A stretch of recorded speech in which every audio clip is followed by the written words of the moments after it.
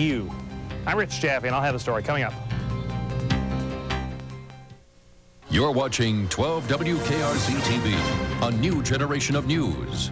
Now, Rob Braun, Dana Eubanks, and meteorologist Tim Hedrick on 12 News, a new generation of news. As an alleged cab killer prepares for her murder trial this week, one tri-state cab company is taking dramatic measures to make sure their drivers and their passengers are safe. Good evening. On Wednesday, 26-year-old Denise Lipscomb will go on trial for allegedly murdering town taxi driver John Arca last September. Today, an Ellesmere, Kentucky cab company premiered a safety program not being used anywhere else in the country.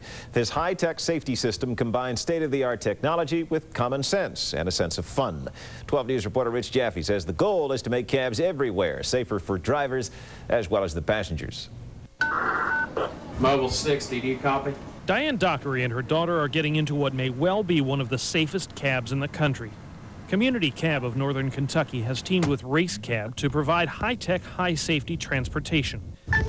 Inside these cabs, you'll find infrared cameras that regularly record pictures of the passengers and drivers. You'll also find mobile display terminals which provide route and dispatch information to the drivers.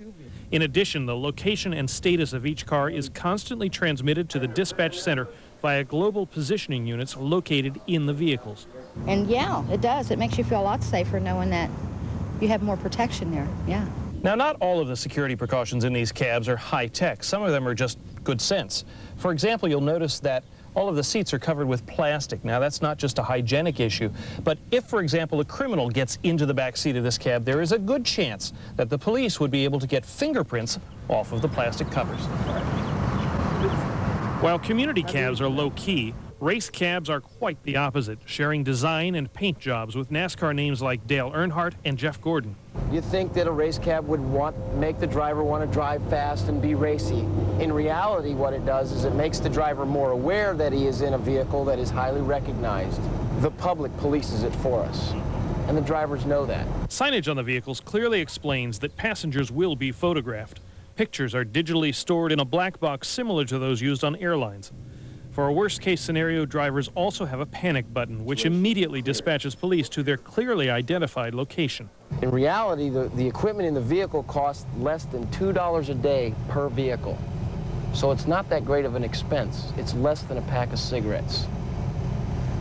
It's a lot less than the cost of a life. Rich Jaffe, 12 News. Northern Kentucky is the first community in the country to have cabs with this particular security system installed. At this point, 30 of the vehicles are in operation. And if you're wondering whether there's any serious racing behind RaceCab, company officials tell us they plan to have a RaceCab stock car racing at the Northern Kentucky Speedway in July. Cab drivers are constantly searching for ways to make their dangerous profession safer. Partitions minimize the risks drivers face, but they do not completely eliminate them. 60, you copy. Where are you at? Cab companies are turning to the latest science and technology to try to keep drivers safe from crime. In Cleveland and Cincinnati, drivers have also been the victims of robberies. Local taxi companies are equipping drivers with what they consider to be the safest cars on the market, made by a company called RaceCab. One feature they all have is a highly sophisticated communications system, which utilizes military technology. An antenna on the cab sends a signal to a satellite orbiting the Earth. That allows the dispatcher to keep constant track of the cab's location. If the driver's in danger, he pushes a button, and that car will be tracked. Exactly what speed it's going, where it's located. The satellite sends a signal to a computer at the cab's dispatcher. At any moment, the dispatcher can call up a cab's location. If the driver sends a distress signal, police can be sent directly to him. 60's back clear in 13. I put him in there. Yeah. Okay, great. You can find a vehicle, locate a vehicle by simply typing in a number, let's say 67. Boom. The driver disappears, or God forbid, you know, he's robbed or something like that. It would help. RaceCab includes other safety measures, such as a hidden camera taking stills of passengers. The pictures are stored in a black box, similar to those on airplanes. RaceCab also tries to keep cab drivers safe by making them immune to robbery. How do you do that? Take the money out of their hand. Cab drivers are one of the few public targets left. We're one of the few people out there with cash in our hand. That's the scary part, for my mind. Race cabs are equipped to take credit cards, reducing the risk of robbery. But the idea may not be plausible, at least for livery drivers in New York, because few passengers in the neighborhoods they serve use credit cards. Only 30 race cabs have been put on the streets of Cleveland and Cincinnati, and those only for a few weeks. None of the drivers have been robbed. It's an epidemic, and we need to do something about it. Dozens of taxi drivers continue to be murdered each year.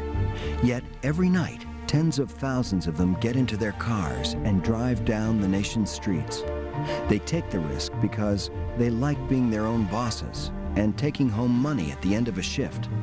But that's only if they make it home at the end of the night. It's a shame that they have to die the way they're dying. They're really defenseless. They're not people that are going to harm anyone.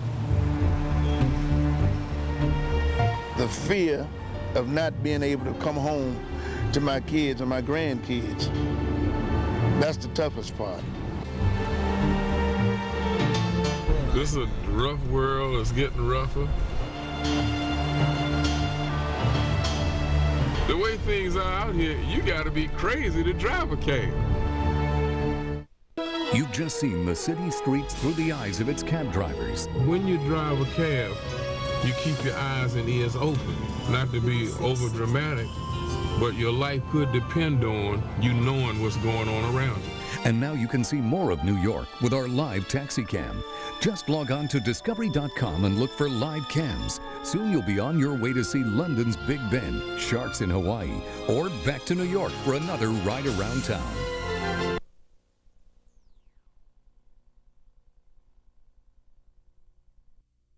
On April 4th, police found Kevin Hopgood shot to death in the front seat of his cab. In the last year, 18 drivers have been murdered on the job in the U.S. Now there is a solution that could save lives. They're designed to last, so they're built pretty rock solid. Hauser calls it a race cab, but it's much more than a fast ride. David Wells is the inventor of E.G.A.D, Electronic Global Automatic Dispatching. Using his equipment, dispatchers can always find their cabbies. I want to zoom in on a vehicle, I can zoom right down to the actual location within 10 meters. And if you're taking a ride, remember to smile for the camera. The camera is an infrared camera. It will take pictures in daytime or nighttime. There are two cameras, so we get both wide angle and telephoto. It's infrared, and it is activated by several inputs in the vehicle, so we are able to capture many pictures of every ride taken. And if infrared cameras weren't enough, this cab is filled with many other features, including plastic on the seats, keeping a record of your fingerprints, ensuring you'll be remembered long after this cab ride. What does all this high-tech gadgetry cost?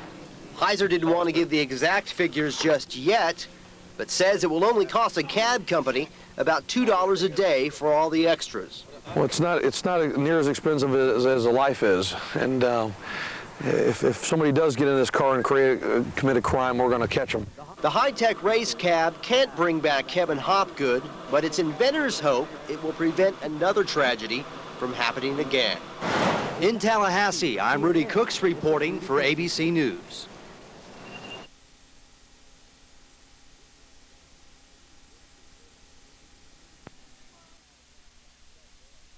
Earlier this month, 2 News brought you a 1-hour primetime special, a town meeting, focusing on the recent rash of home invasions and other violent crime in Central Florida.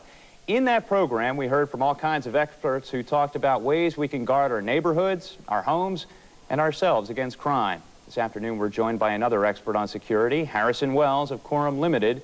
Mr. Wells, thanks for being here today. Thank you. First of all, we always hear about these expensive security systems that some people can afford. They're electronically wired to windows, doors, and so forth, and hooked up to all kinds of security agencies that can then call police. But you're saying that doesn't have to be the case for all homes. Now, there are less expensive alternatives that, in the case of the systems that we have to offer, are just as effective, if not more effective.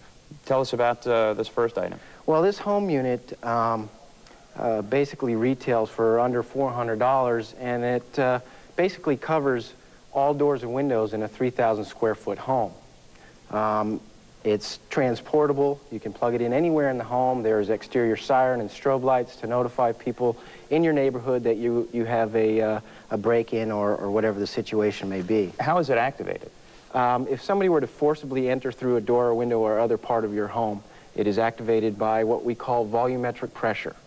In other words, the air moving around or swirling. A lot of people have a concern about that too, because of the air conditioning in their home kicking on and off. So there's a sensitivity range that can be set, and we finely tune that to your home, so there are no false alarms, which is another concern of people's false alarms, and the police department, of course. It's just a small box. Do you need a lot for a home? No, it covers 3,000 square foot. If you have a two-story, I've found it works in two-story homes. I've also put it in my refrigerator to test it without it being plugged in, and it worked. So it's very effective. Now, the advantage of some security systems is that they are hooked up to a central security office. They can call 911 when there is a break-in. Right. Can this in any way We are do that? looking at hooking that up. In the recent broadcast with 2020, it pointed out some concerns about monitoring. Of course, we want to keep that in mind. It really painted a negative picture. So we're thinking about it, and I'm trying to advocate hooking it up, because I think you do want some sort of response. So. All right. Well, listen, we thank you for joining us today. We didn't get a chance to talk about all of the items here, but I'm sure you'll hear we'll more about it. More about it in the future. And we want to stress that, of course, 2 News doesn't endorse any of these products, but some good information to be shared. And thank you. Thank you. All right. The big NBA All-Star Game is just hours away. A preview of that big game tonight.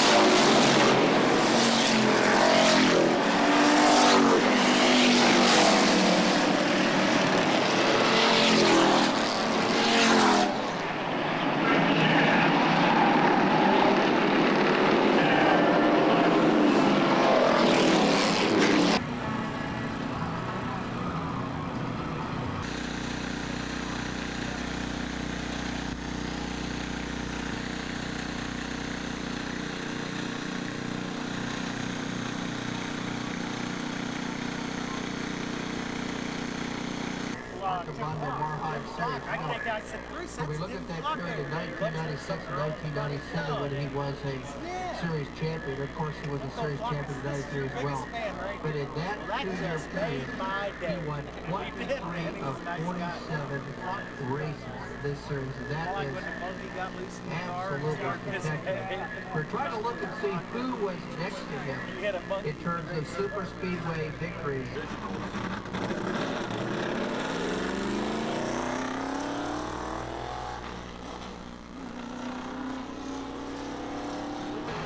We're getting ready for some ceremonies down in